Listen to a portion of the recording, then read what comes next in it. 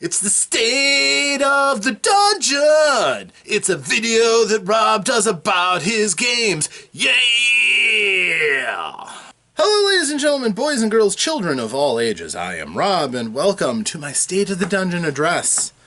This is for the game that took place on the 16th of December in the year 2021. The game was 5th edition Dungeons & Dragons, following along in the Dragon Heist adventure path for 5th edition Dungeons & Dragons.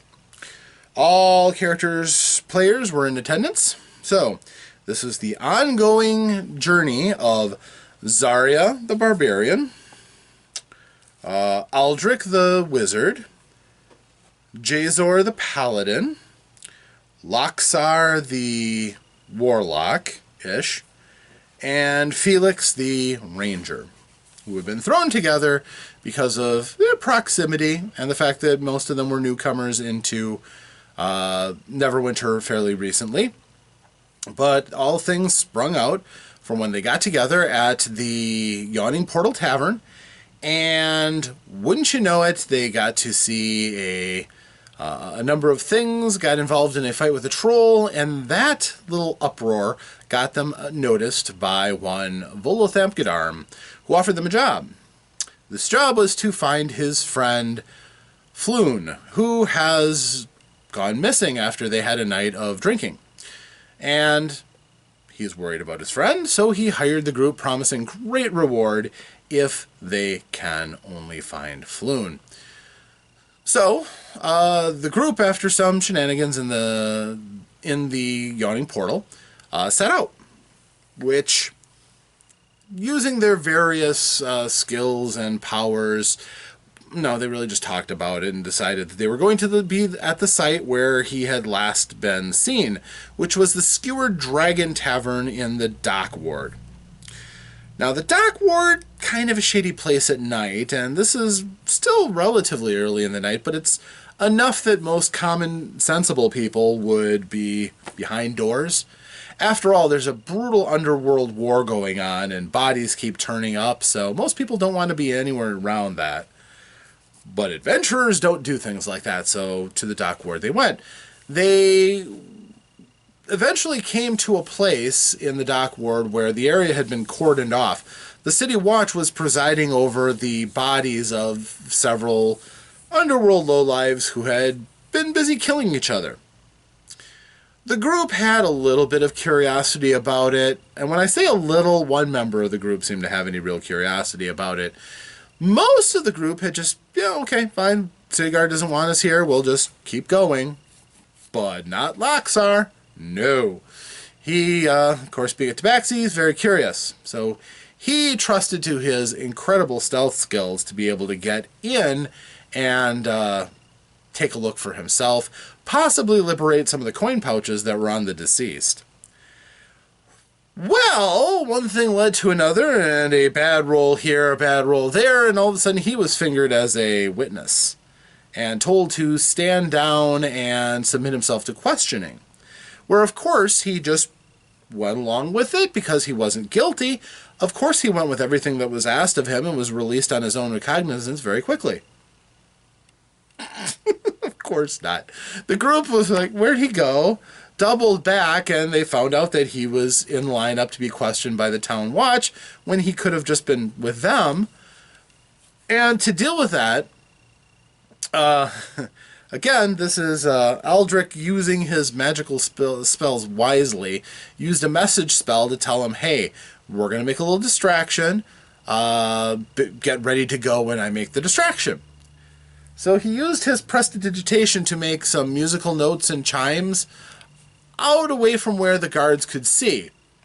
The problem was they weren't really compelling. The guards had a job to do. They're fairly professional law enforcement peacekeepers, so they weren't distracted by a simple prestidigitation spell, and the frustrated Aldrich stopped trying. Also, really, Loxar didn't show any inclination that he was going to do anything of the sort.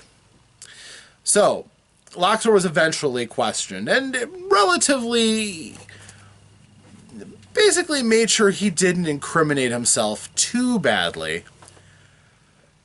No, I'm just kidding, actually. He ended up getting put into a chain gang near the actual murderers and basically took off just as he was about to be sent and actually chained. He slipped his bonds and shot up a building. Now, it turns out that tabaxi have a climb movement speed, so common athletics of climbing walls or something they just don't really have to do. As long as they can get their little kitty claws into wood or the cracks in stone or anything like that, they can climb easily. So whoosh, up he went. And it's at this point where the entire thing kind of turned into a rooftop Benny Hill farce. He scrambled along. The guards continued to go because guards on the ground can run about as fast as the person who's on top, jumping from rooftop to rooftop. So as he's going along, the guards are just, okay, we'll keep following him. And strung it out until he made some really good rolls, shot down into an alley, and tried shooting across the street to cover where he would have lost the guards. That would have worked brilliantly. Until he rolled another one. The rest of the group is just, okay, there's a hue and a cry. They saw him running. They decided to keep pace, see what they could do to help him out. He tried running across and ran right into a patch of light just as two guards turned, looked, and said, there he is. Poor guy had. Seemed like he had absolutely no luck. As it turns out, his luck was really, really condensed and sucked all the good luck out of a lot of other things. But we'll talk about that in a second. So he runs off again, and this time he gets a measure of distance and is able to avoid the rest of the City Watch. So the group continues to go along through the streets until eventually they get to the street before the Skewered Dragon when Loxor is able to meet up with them. Again, he gets pretty lucky on being able to find them. It's a big city after all.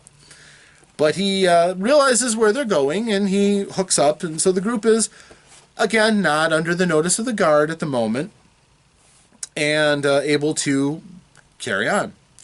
They get to a street corner, one of which leads down where the Skewered Dragon is, when the group looks around and they decide this is a good place to start doing some surveillance. Okay. So they look around. There's a couple of things of note in this street corner. There's this big purple shop with a beholder in the window with some strange purplish smoke coming out of it. The group is kind of mystified at that. And this comes the disconnect of how the group isn't quite completely gelled together. At this point, several of the group decide they want to question some of the homeless folk who are standing around as they are coming out of their winter shelters into the spring, standing around a street fire, and they decide it's a good time to go over there. They can probably be easily bought for any information. And this would be the group of Zarya, Aldrich, and Jazor. Of course, Felix decides, I'm just going to watch, make sure nothing bad happens. That's a very Felix player thing to do. And Loxor said, you know what? I'm in my element. I'm in my city. I'm going to go and find information myself. I'm just going to go to the Skewered Dragon. Okay. Also, as it happened, he, by virtue of making a good local history roll, happens to know the bouncer there, who is an honest-to-goodness hobgoblin, who actually has people who will vouch for him and his behavior in the city. He's never really stirred up trouble, and he's a darn intimidating bartender. So, knowing him, not necessarily a bad thing. So, at this point, the group has two different encounters at this point. Nothing happens, nothing attacks them or anything, so Felix is just kind of there. Talking to the homeless people and giving off a few golds, turns out that, yeah, Floon and Volo were there drinking the prior night, and they recognized Volo, and they saw his friend, but really all they had to say was to confirm that, yeah, Floon was there at the Skewered Dragon, and yes, there was, for some reason, Volo was running away from somebody. Apparently his fame keeps catching up to him, which is part of the reason why they separated. But they could only really confirm that he was at the Skewered Dragon late that night, which was still something that they needed to know. So only a few golds were lost. They realized again Loxor was gone. This seems to be his thing, so they didn't worry about it because apparently he doesn't like traveling with them that much. So they decided to investigate the Purple Shop. At this time, Loxor had actually gone to talk to his hobgoblin friend, and, well, my friend is a bit strong, contact, and he was told that, yeah, it turns out that Volo and he had been there drinking. Volo had to dash off, again, somebody recognized him or something, and he had to leave in a hurry. And then Floon met up with his friend, who was a noble named Renaer Neverember. And the two had started playing cards and having a few drinks. And they eventually stopped, got up, left, and as they were leaving, 5 men got up and followed them out. Now, the bouncer didn't like the looks of those guys, but once they left the bar, they weren't his responsibility anymore. So he just took note of them and they left. And he offered to sell the location of where these 5 people tend to hang out, because he knows that. He's connected. He's a bouncer. He knows the neighborhood. The problem was it was going to cost 15 gold for that information, which 15 gold just happened to be an amount that Loxor didn't have. He is pretty broke from some shady dealings, and apparently not being too good at gambling. So our missing-tailed friend decided that he was going to go back and shake down the rest of the group for the money so that they could find out where possibly Floon may have been taken by these 5. Seemed like a good idea at the time. So the group who got done talking to the homeless people decided to go into the Purple Shop. We did find out about the war between the... Oh, yes, that's right. Because this was something on the minds of these homeless people, they did find out that there was a war going on. And the people who are involved in this war apparently are the Zentarum, a group that one time was pretty dedicated to grabbing power any way they could. And now they're just kind of hand-wringing villains that are technically against the law to be of their membership in Waterdeep. There's not a lot of good feelings for these folks. And apparently they did something really bad to offend a group in the underworld called the Xanathar Guild, which is supposedly run by an insane beholder. As much as they can claim any sanity anyhow, he's out there.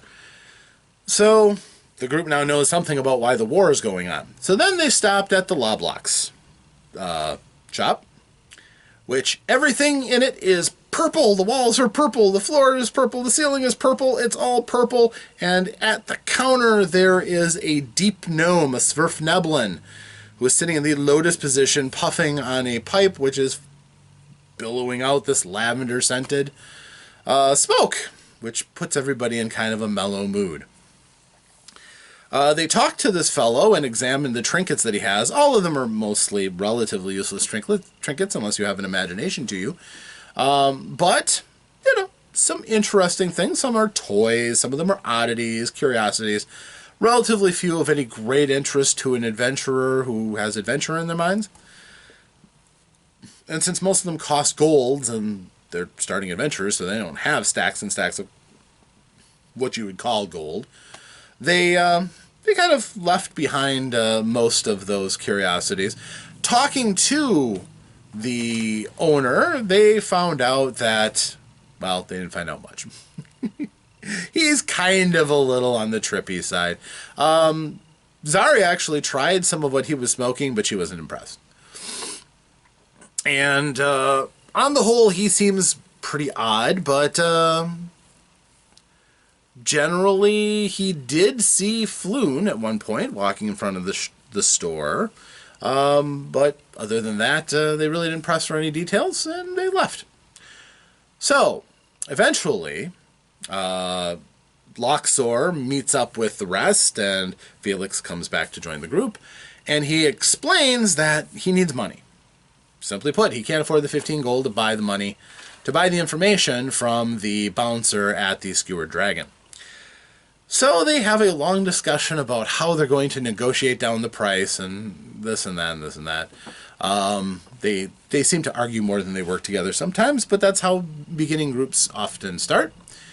And eventually they go in and just cough up the money anyhow and give it to the bouncer, who tells them, all right, well, these particular 5 guys hang around a warehouse down in Candle Lane, which is just down the street. Take a left, can't miss it.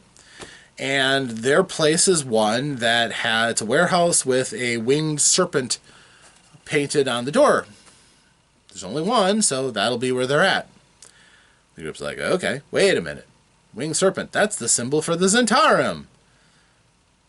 Yeah, it seems kind of strange painting a symbol for a outlaw group on the front door of your business locale, but that's where they're at. Apparently the people in the dock ward are just too dumb to notice or don't dare to, because the Zents have something of a scary reputation, honestly. So, I mean, it's not the same as like having the mafia move in next door, but it's not far off. So, the group go to reconnoiter Candle Lane. Now, Candle Lane is ironically named because all the streetlights in this lane are smashed, and the buildings are all looming in close together, so there's not a lot of light down this way. There's only one lit globe with a lamp with continual flame in it, and they move down to it suspiciously because there could be anything waiting, and eventually they get down to the light and they see that just across from it there's a warehouse, and it has a pen around the outside, fence with a gate, and on the door it's winged serpent painted above the door handle. Aha, this is where we've got to go. So now comes the conversation. Should we do this? Because, you know, technically this is breaking and entering. We don't have any authority to do this, which actually is a really good point. Something they don't cover in the adventure. Should we be breaking in here? But all's fair in the hunt for Zentarum and kidnap people. So after Loxor kind of peeks in through the windows of the place, he notices that almost the entirety of the ground floor is open. It's got a couple of stacks of crates and stuff, but it's not completely full. And from where he is, he can see a dead body lying on the floor. A pool of blood. Ooh. Okay. Now they have all the authority they need to go and investigate. So they get through the gate, which is not locked. They go to the door, which was locked. Loxor picks the lock because he is actually quite competent. And they open the door. And inside they find a number of bodies on the ground. It looks like there had been quite a fight. And a group of avian opponents. They're black raven-like humanoids. They're Kenku. For anybody who knows the D&D universe, they are a very peculiar race. And they have certain skills that make them really adept at crime and criminal acts. So the group they confronted them. The Kenku weren't playing along with them. They had short swords out, and they looked like they were ready for action. So the group moves up to start closing in for combat. A couple of spells get flung, an Eldritch Bolt from Loxor. Aldrich throws out a Firebolt, doing minimal damage. Eventually, Jazor starts moving closer to begin getting ready for his paladin smacking. Zarya just gets tired of all of this and charges. She goes into a rage first. Well, no. She charges, then goes into a rage because she gets hit with a thrown weapon. A dagger comes flying out from one of the Kenku, and it hits her rather badly. I mean, bad for her. I mean, it did quite a damage. These things are very dexterous. So then she goes into a rage, which is great because half damage from their attacks would be great. Moves up to them to get ready to start smashing. The Kenku surround her and demonstrate to her that they are nasty assassins. Stabby, stabby, stabby. She drops. Sparing of the details, but they drop her pretty handily. They are good at murder. I'm murder of crows, after all. You know, it's kind of what they do. But the group wasn't having any of that, and their retribution was swift and brutal. A flurry of attacks, a successful Eldritch Blast, another good Firebolt, Jazor moving up to cleave, an arrow that strikes from the back from, I will get these names down, I swear, Felix. And all of a sudden, there's now only 2 Kenku left. They're not feeling very good about their chances here after it going half their number being dropped. And definitively, too. They weren't just nickel and dime. These were solid blows. Did I not tell you this group is really stacked? They are. So the Kenku flee. Rather than do anything else, they just turn around and they run up the stairs behind them, which the group saw the stairs and realized that, okay, they just ran up into darkness, and they're really good at the darkness. So first of all, they get Zarya up, which is good. They kind of congregate, talk about what they're going to do, and then they decide, okay, we kind of have to deal with this, don't we? So they go up the stairs, all in a nice marching order and everything. And as they do that, the 2 Kenku have gone across the balcony to the far side, the far corner of the building, hoping to just jump down and run out the door, because they were tired of this fight. They had had enough of getting killed, and they had no intention of themselves getting marmalized by the group. That would have worked great, except for the fact that Aldrich saw them. Or no, I take it back, Loxor saw them, since he was hanging out near the rear, and he turned around and he Eldritch blasted. No? Felix with an arrow. Oh, you're right. Felix with an arrow. Oh, yeah, that's right. No. It was... Loxor shot, and then Felix turned around and nailed a natural 20. Yeah. And stapled the Kenku to the wall by his head. So a bit of a discussion came up with why Loxor didn't warn the rest of the group that he had seen them, but it was pretty final either way. But one did run out. So that was less than optimal, but the group got to then basically have their run of the place. Those were the only living combatants left, so they searched high, they searched low. They checked and found out that the upper offices were all alarmed together, so nobody could sneak in from the street level. And there was a secret door up at street level they could have used to get out. They also checked the cupboard underneath the stairs, and they found, in a space that was mostly full of garbage, they found a person, Renair Neverember, who is a son of Lord Neverember, who is no longer in Waterdeep. He was a former open lord of Waterdeep, now in Neverwinter. And Renair, not real fond of his dad, so he's kind of cut his own path. But he's still well-bred, well-spoken, pretty good-looking guy if you're into guys with hair so red it's almost pink. And a bit of a swashbuckler himself, and was grateful to the group for getting rid of the Zents who had kidnapped him and poor Floon. The problem was this. Floon wasn't there anymore because while the Zents had held them prisoner, they were attacked again. Again by members of this Xanatar Guild. So, while people were getting killed, Renair, who had loosened his bonds, slipped away and hid in the closet. The guys from the Xanatar Guild captured poor Floon and took off with him. Now, why would they do that? Well, Renair has this theory that they got him confused with Renair. So they think that Floon is Renair. The problem is, Floon is a fool. He's not very smart. He gets by on his good looks. He's kind of the Cato Kalin of Waterdeep. So while he goes around and has a good time with these notable people, he himself brings nothing to the party. So he's now in the custody, apparently, of the Xanatar Guild. Not a great place to be, but Floon doesn't have anything going for him, so possibly the fear that they might just kill him and throw him in the sewers to avoid any kind of notoriety for this act. But Rhaenyra wishes them well and thanks them very much for helping him out and offers, promises a reward once he gets his druthers to himself. And the group decides, well, to go and find Floon. That's what we're paid for. But at this moment, that's when the City Watch come in. They pour into the room.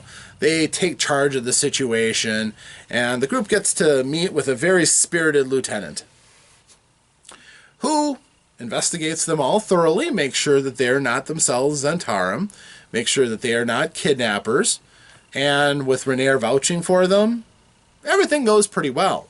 The City Watch thanks them for their help, sees that they didn't murder anybody who wasn't attacking them. Everything is peachy between them and the Watch, which is good.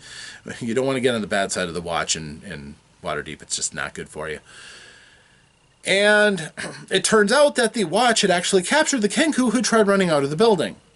So they got to interrogate him, again, under the recommendation of Rhaenyra and a little bit of sweet talk from the group. So, at this point, we find out that, well, Jazor can do a little bit of performance intimidation, and Zarya plays mean muscle. So they were doing good cop, bad cop. And it worked out beautifully. The Kenku sang like a canary. Again, it has to be remembered that the puns were flying thick and fast through the night. So it was a fun night, all in all. And the interesting thing about the Kenku is the Kenku cannot say anything of their own. They have no voice. They can perfectly mimic what they've heard before. So playing as a Kenku can be a real challenge if you embrace that aspect of them.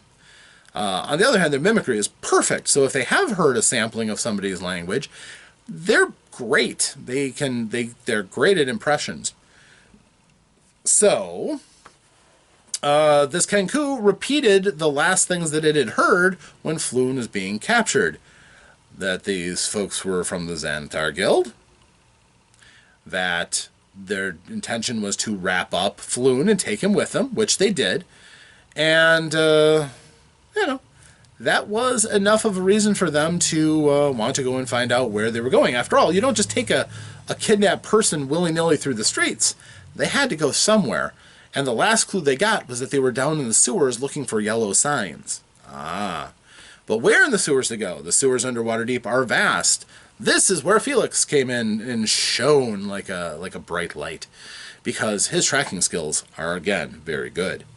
And he was able to follow the trail of these guys, which, again, as a loose mob with a captive, they left a pretty good trail. They weren't trying to hide it.